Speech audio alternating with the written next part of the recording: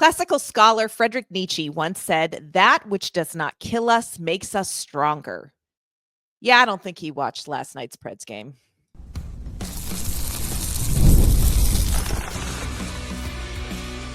You're Locked On Predators, your daily podcast on the Nashville Predators, part of the Locked On Podcast Network, your team every day. Welcome to this Friday edition of the Locked On Predators podcast. Thank you for making us your first listen of the day. We are, of course, your free daily Nashville Predators podcast. We're a part of the Locked On Podcast Network, your team every day. Of course, we're going to kick off this Friday episode welcoming any first-time listeners and giving a hearty shout out to our Locked On Predators insiders and our everydayers. We love talking Nashville Predators hockey with you and spending a bit of each day with you. I'm Ann Kimmel. I'm a writer with Penalty Box Radio. And my friends, I have a couple partners in crime today. You do. I'm Emma Lingen, and I'm the Predators site editor and reporter for the Hockey News. And I'm joined once again by upper management here at Locked On Predators, Minka. Minka heard that Emma and I were feeling spicy, so she decided to jump in and make sure we don't do anything that is not HR compliant on today's show. To be determined. Of course, we do have to talk about Nashville's 6-2 loss to the Florida Panthers last night, and we're going to try to salvage some wisdom from yet another bad Predators performance. Plus, friends, it is Friday, and after a very stressful week, it is time for some fun Friday takes from a hat. Before we dive into everything, want to let you know today's episode is brought to you by Gametime. Download the Gametime app, create an account, and use code LOCKEDONNHL for $20 off your first purchase. All right, Emma, I quoted famous scholar Friedrich Nietzsche, "That which does not kill us makes us stronger." I don't feel stronger, and I felt like I was going to die watching that game against Florida. I love one of our insiders messaged and was like, "Yeah, I turned it off. Really sucks that you kind of have to watch the full game." And I'm like, there are days where this job kind of blows. And the second and third period, that was it. So, of course, on this show, we recap all of our games with one word to describe the game. We don't have to stick to one word. Our show, our rules. So, Emma, do you want to kick us off? When you reflect back on that 6-2 loss in Florida, what is your one word to describe whatever that was? So I don't really have a word. It's more of a sound. Let's go. Onomatopoeia for the win. That's how I describe that. It was very frustrating, particularly after what I thought was a tremendous step forward against the Washington Capitals on Wednesday. Even though it was a loss, they played so much better. The effort was there. It looked like their most complete game, and then they completely just crumbled against Florida. That's yeah. Yeah. My one word is a movie quote. We're getting to the Christmas movie season. And I love Home Alone, the first one. It's just my all-time favorite. It's one of my all-time favorite Christmas movies and movies in general. But my one word is when Kevin goes through his brother's trunk and he pulls out the picture of his girlfriend, and Kevin says, "Buzz, your girlfriend, woof." I'm like, that is literally what was running through my mind watching this game. I'm like, "Buzz, your girlfriend, woof." Y'all. And I'm with you, Emma. Like, these were back-to-back games, but they did not look like they were connected performances in any way, shape, or form. I do love one of our insiders, Rebecca. She said her one word is ugh. And I'm like, Rebecca is speaking our language today. She said it's going to be a yo-yo of a year. And that's what these two games felt like. This was, again, it's the emotional toll of, okay, they're getting it. It's okay. We're seeing progress, to an absolute I'm trying to think of a way to say it where I won't have to like edit it out. Like it feels like one step forward, two steps back a little bit. Thank It's you. like it looked like two completely different teams on Wednesday and Thursday. And unfortunately, we've seen so far this season, we've seen a lot more of the Thursday team, which is a good one, in case anyone needed a reminder. So, I mean, but there were just new issues I thought that came, or not new, but more prominent issues that came up Thursday. I mean, good Lord, how many penalties do they have? I think so I know the Predators finished with more penalty minutes than shots on goal.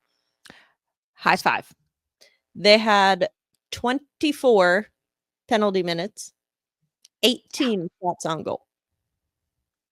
You almost have to work at it at some point. And you know what I say, there are no snacks in the sin bin. Did they think it was a one-way mirror?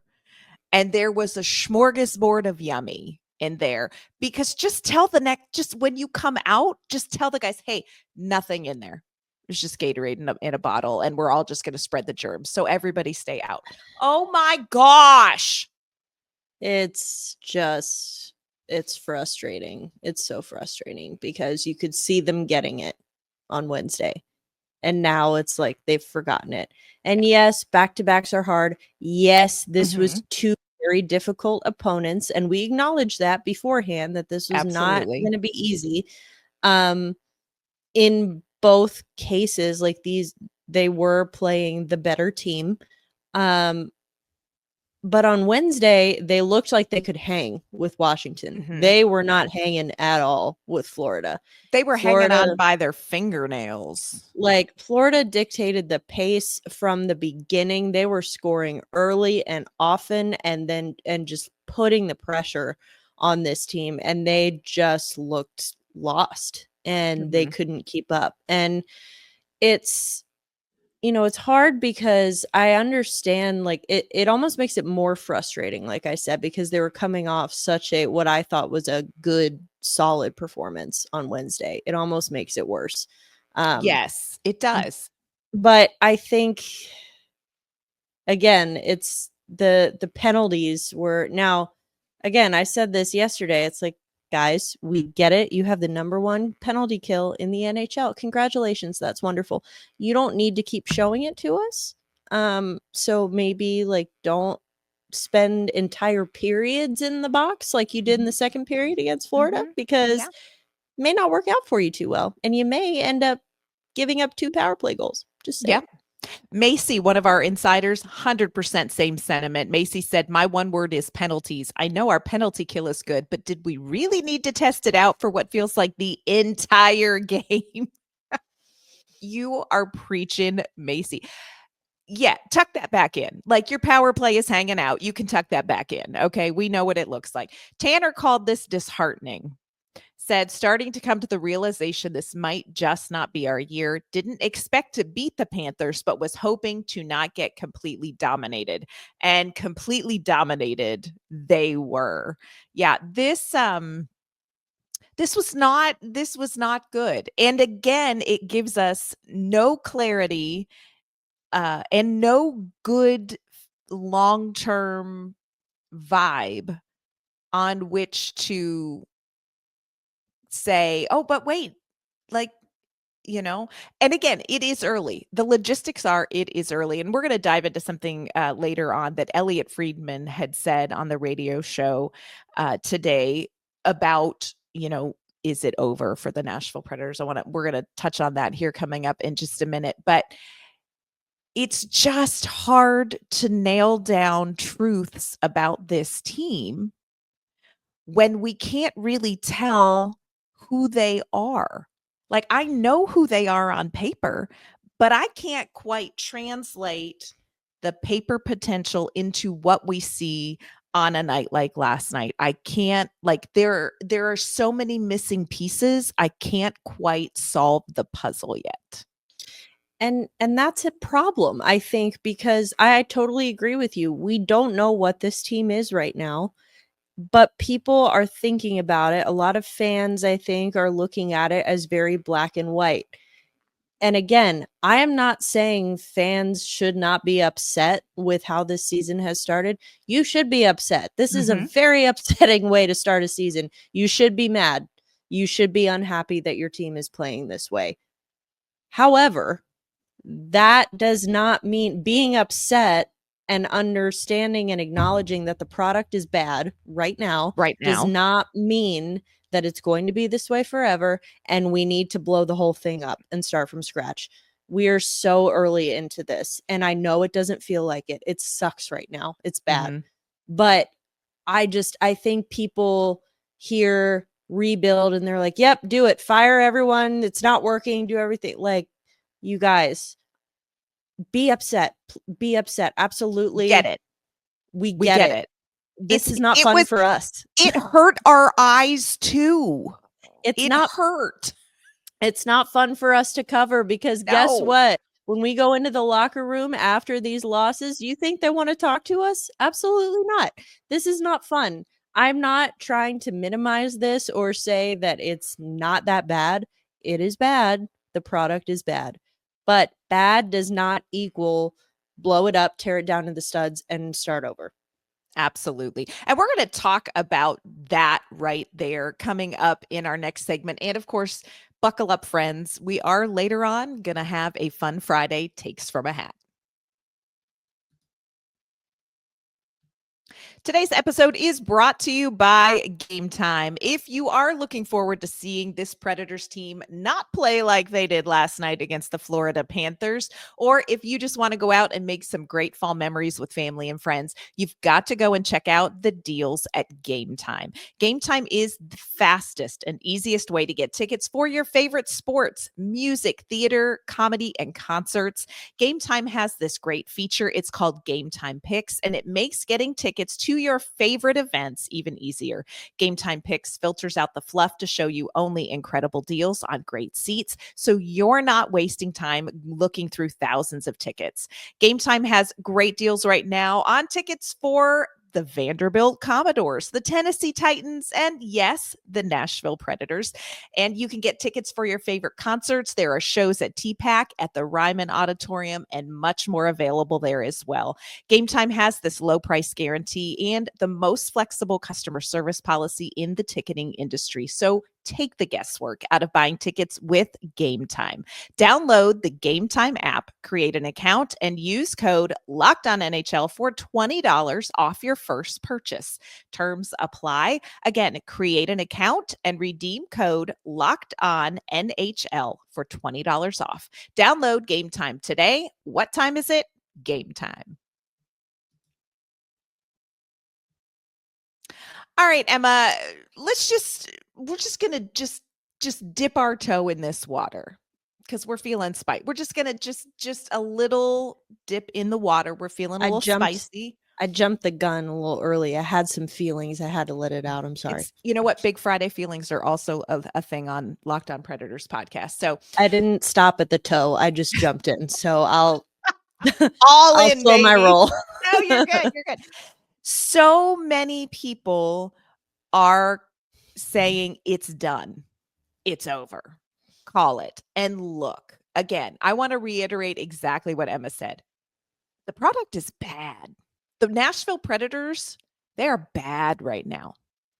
This is a team, though, that has talent. Elliot Friedman was on the radio yesterday, and I am not going to get these stats right because I didn't have a chance to go back and pull up the interview he did. But he was talking about kind of he tracks where teams fall around like, November, beginning of November, middle of November. And he said somewhere around 70 teams have been at the bottom of the standings in that early time frame, and only 10 have ever made it to the postseason. And so a lot of people are saying that they're like, well, you're not going to make the postseason if, because these 70 teams didn't make the postseason because at this point they were at the bottom of the standings. Friends, Nashville is not in a good place. Nashville is not putting out a good hockey product. Nashville has a poop ton of top tier talent. Of those 70 teams or the 60 that couldn't make it into the postseason, I bet they didn't have a roster that looked like Nashville. Now, clearly we see that having a roster with top tier talent guarantees nothing. I'd like to introduce you to the Florida Panthers 6-2 loss. It guarantees nothing. But Nashville has components that could make them a team that still pushes to get into the postseason. So many of those teams that were at the bottom of the standings were at the bottom of the standings because they were either tanking or they didn't have a roster that had top tier talent in it right then, or they were in the middle of a rebuild. This is a little bit different. I'm not guaranteeing anything, but I'm just saying it could happen. I just think, again, this team is 4-9-1 right now. Last year, they started 5-10 with a worse team on paper. And yes, I understand, it's worse this year because the expectations were higher. Well, maybe that's why we said in the preseason, keep your expectations to a minimum. Though. It's going to be a slow start. They are going to struggle out of the gate. But again, if last year's team could turn it around with the pieces that they had, this year's team can turn it around. This year's coach, who, by the way, is not going anywhere, is going to show us. I mean, again, I'm not guaranteeing anything, just like you said, but he has shown us before that he can get something out of these players and pull them into the fight and get them to buy in. He just did it less than a year ago. I mean, it just happened, y'all. It just sucks happened right now. It sucks right now, but I think some of y'all have selective memory and you completely forgot about last season. And I understand it's not exactly the same, but still, I mean, with the whole stats and, you can't start, in the bottom of the standings and make the playoffs or whatever. Again, this team, it's still too early to say that this team is what its record says it is. It's still too early. When we get to like January, February, then we can have another conversation and be like, okay, we are what we are.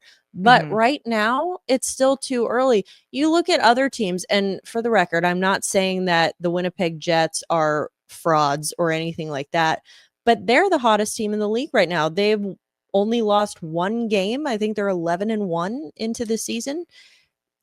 If they, end up falling off, do you think that people are gonna like panic and freak out the same way? No. So it's just like a lot of things happen early in the season and you have to let things kind of even out. And I know it feels worse when you're in it, when you're in the middle of it. Yep.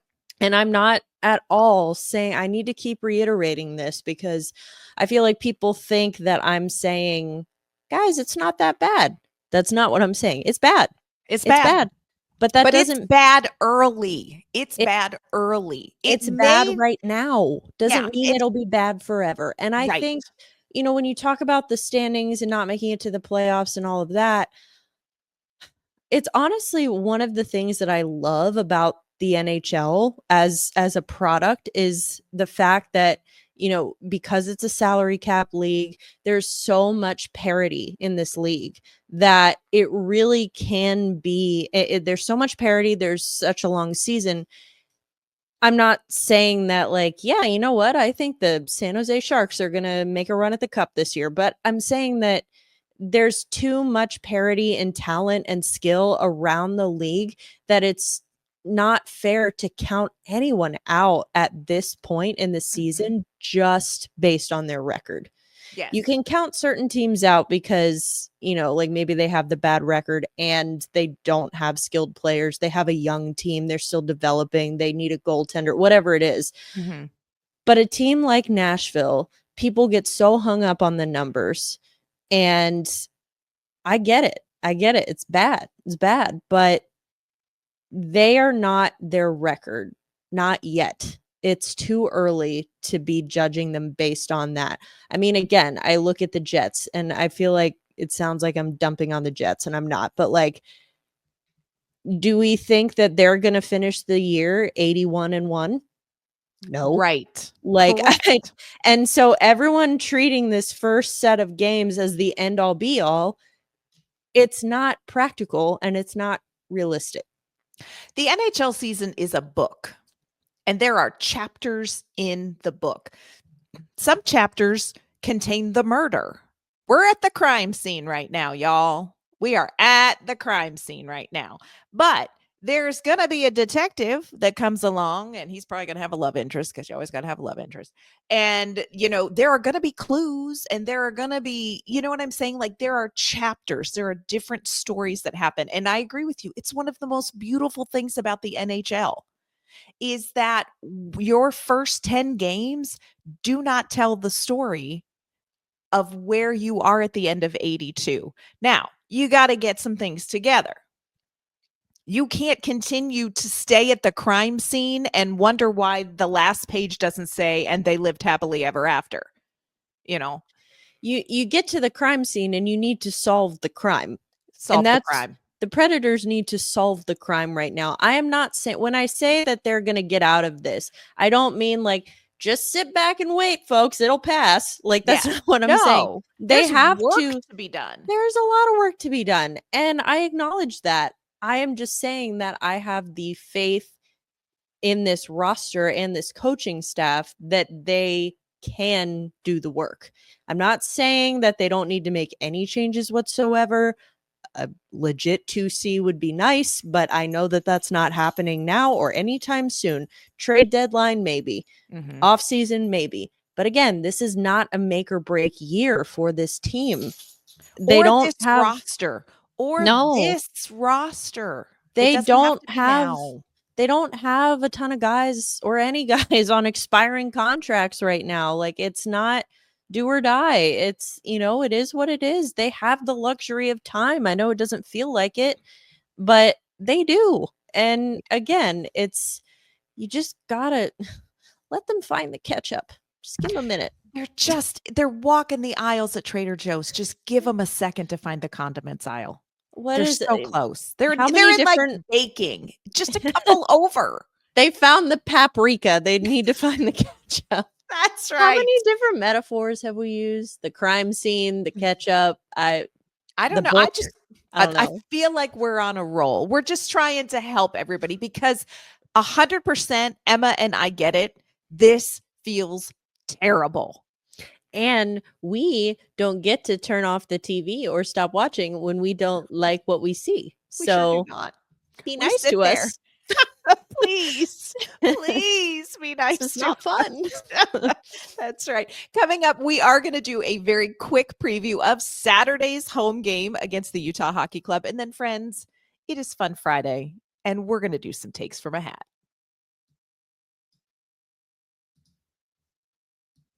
Today's episode is brought to you by FanDuel. Get ready to tackle the NFL season with FanDuel, America's #1 sportsbook, because right now, new customers can bet $5 and get $150 in bonus bets if you win. The FanDuel Sportsbook app gives you everything you need to place live bets on the NFL, and it is all in one place. So when you get a hunch in the middle of the game, you can check out the latest stats, view live play-by-play, and so much more on the same page where you place your bets. Just visit FanDuel.com to join today. You'll get started again with $150 in bonus bets if you win your first $5 bet. That's FanDuel.com. Never waste a hunch and make every moment more with FanDuel, an official sportsbook partner of the NFL.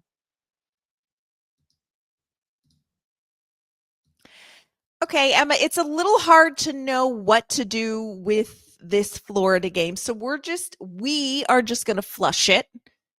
Clearly, the Nashville Predators are going to need to spend some time analyzing that specimen, but we're just going to flush it. And we're going to turn the page and talk about Utah Hockey Club coming in to Bridgestone Arena on Saturday. It's going to be the last home game for a while for the Nashville Predators. Utah is a really interesting team. I think they're running a little on vibes. And they have a really cool mix on their roster of like some veterans. They've got some young guys that are coming in, and then they've got some guys that are really sort of feeling themselves in their prime. They've got Clayton Keller.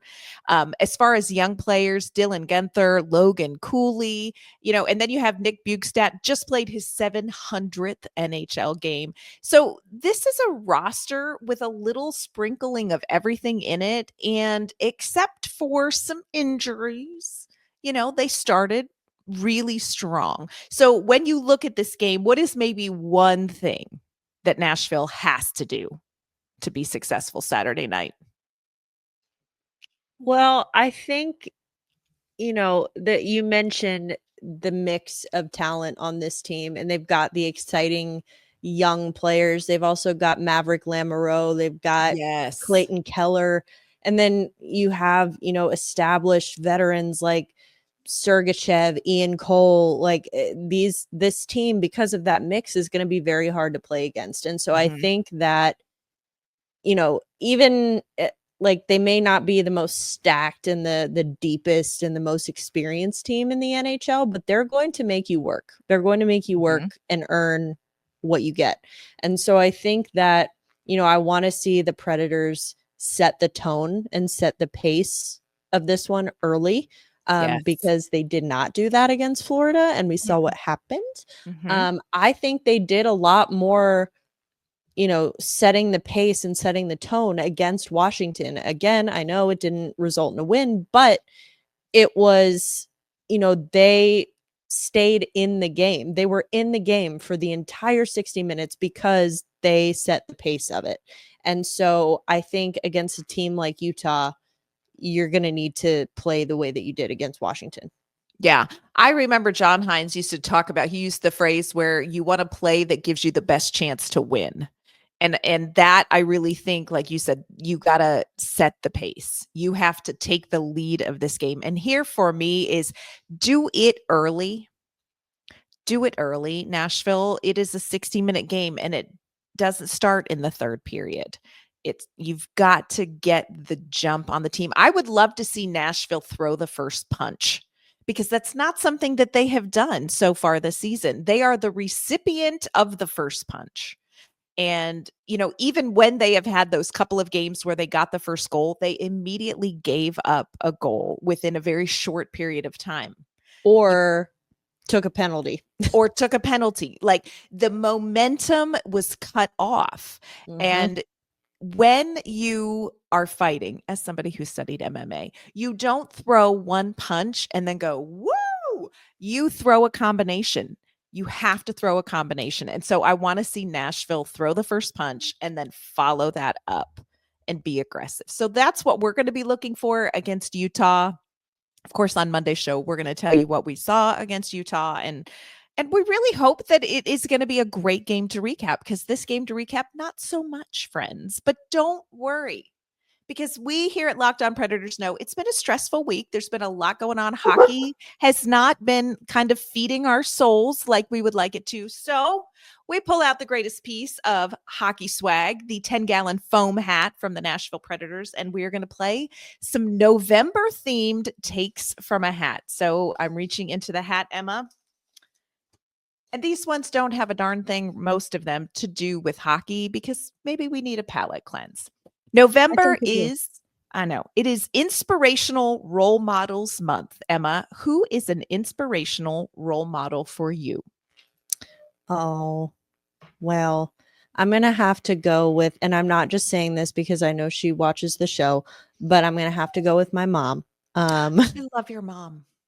My mom is superwoman, Yep. and I don't know how she does it all, and is just, always has it together. It seems like she never gets to take a day off, and she never gets to be feeling down or anything like that. She always used to, when I was a kid, she used to joke like, moms never get sick. We never get sick. We never get a day off. And I mean, that's true for any mom. I'm sure that's the same for you too, Anne. But I think that, she doesn't get sick. She doesn't take a day off. She just always handles everything with such grace and dignity and poise. And I am just very proud to be her daughter.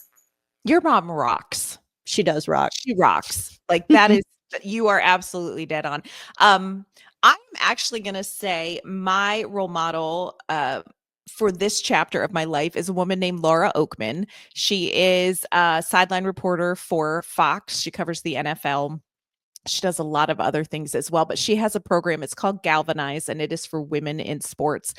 And so encouraging and inspiring as somebody who kicked off a sports media career later in life. I'm not your typical, studied it in college, came out of college and got into the field kind of person, but she really was the first person to believe in me.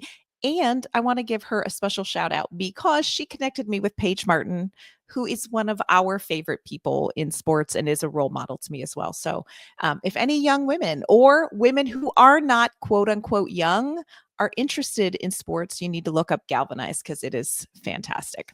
So, all right, let's see what else we want to learn about November. Oh, here we go. This is going to be spicy. I don't know. We may fight. November is National Peanut Butter Month. Creamy or crunchy? And what is the best jelly for a PB&J? Are you a creamy peanut butter or a crunchy peanut butter? Or, oh my gosh, do you do almond butter? What is that? Creamy all the way. Thank you. I love a PB&J. Best jelly? I used to be part of Team Strawberry, but I think later in life I have switched over to grape. I think grape is the king for PB&J. Interesting. I won't turn down a strawberry though. Like if you give it to me, I'll eat it. But I think if I have a choice, I'm gonna go grape. My husband is 100% grape jelly person. So like all of my kids don't probably even know that there are other options because we only ever have grape jelly in our house, but I do like strawberry. My secret favorite that I will probably never have again though, is my Graham used to make homemade elderberry jelly. Ooh. And I am telling you, creamy peanut butter, because that crunchy stuff is for monsters. Creamy peanut butter with elderberry jelly, knock your socks off. Knock your socks off. So I'm intrigued. I'm intrigued by that. So good. I suppose I could learn how to make it, but here I am just complaining about missing it. All right, here's a good last one to end on. Today is Milton Bradley's birthday. He is the one who started the Milton Bradley Company that makes all sorts of popular, many older board games. So, Emma, I'm going to give you a list of board games. You tell me which one is or was a favorite and why. Chutes and Ladders, The Game of Life, Battleship, Guess Who, or Jenga. Wow, those are all classics. Oh, hardcore. They hit hard. Big fan of all of them. Have played all of them in my youth and in my not youth. Come on. I'm going to have to go for the nostalgia value. I'm going to have to go with The Game of Life because my best friend Annie growing up, she and I would love, and we would get so into it. We would play The Game of Life, but we would like keep track of everything on a piece of paper, like what our jobs were, where we lived. Like we made up our own details to go along with it. It's not just like, oh, you have 4 kids. It's like, I have 4 kids. Here are their names and their birthdays. And we would do that. And now it's so funny. And she and I, we still keep in touch, even though we don't live in the same place. But it's funny because she just welcomed her 3rd child in real life. I was like, oh my God, you're living the game of life right now. It's added another little peg to your car. Exactly. A little pink peg because she had a girl. So it's I'm gonna have to go with the nostalgia value for that one. I love that. I have so many good memories of playing the Game of Life as a kid. I agree with you. The Game of Life, top tier board game. And you know what I love? This is so funny. I love, because, as a kid, what's your life going to turn out to be? And you just never know. But I love you turn the dial and it tells you how many to go. I love that when Wheel of Fortune came out, the wheel sounded on Wheel of Fortune like the sound of turning the Game of Life dial. I was like, oh, that click, click. And click, it was all the different colors too. Yes. There's something about it. Jenga. I have too much anxiety for Jenga. Yeah, Jenga. I'm a very jumpy I'm a very jumpy person, and when they all fall, it's very loud and it scares me. Like even when I know it's coming, I'm like, please, and just Did you ever play Perfection? no. I don't think That's a so. game that'll jack a girl up. We had Perfection. Oh yeah. And you push the board That down. sounds like perfect. That doesn't sound like a game. That sounds like my life. I don't Sounds like like this. a therapy appointment. You push the inside board down, and then you have all these pegs that are different shapes, and there's a timer that ticks. And it speeds up as you run out of time, and you have to put all the shapes in the correct spots, and if you don't, the board pops up and they fly everywhere. Friends, if you wanna know why our generation deals with anxiety, it is because we played Perfection as children. And another one that can just F all the way off because it Mhm. scared me too, Operation. Oh, Get out the of here with that. worst. Get The out wo of here with that. Nope. So Yep. aggressive. The noise when it's like, "All right, I get it. Like, calm Alright, down." he's dead. I killed a man. Okay. Because I couldn't take out his bread basket, whatever that is. Okay, sorry. Like, goodness. Or his funny bone, the funny bone. Yeah. The Charlie horse was a little The Charlie horse. horse? Yep. My dog growing up ate a number of the bones from Operation, so there was that. So, hey, you know what? It is Fun Friday. Tell us in the comments, what was your favorite board game growing up? Were you a fan of Battleship or the Game of Life? Or did you, for the love of all that's holy, suffer through the game of Perfection? And how did you come out okay on the other side? Let us know in the comments. Before we wrap up this episode, Emma, let's be sure to tell everyone where they can find you and your work. You can find me on social media at Emma_Lingen, and you can find my work at the Hockey News. And you can find me on social media at AnnK_Mama on Ice. You can find my work with Penalty Box Radio. Hope you guys enjoyed that fun Friday episode. It's just a great time when hockey isn't chawing along to take a deep breath and talk about some fun things. But hope you had a great week. You know, Emma and I are going to be covering the game on Saturday. And of course, we will be back on Monday with an all new episode to let you know what we saw Saturday night at Bridgestone Arena. In the meanwhile, y'all have a great weekend. We'll see you Monday.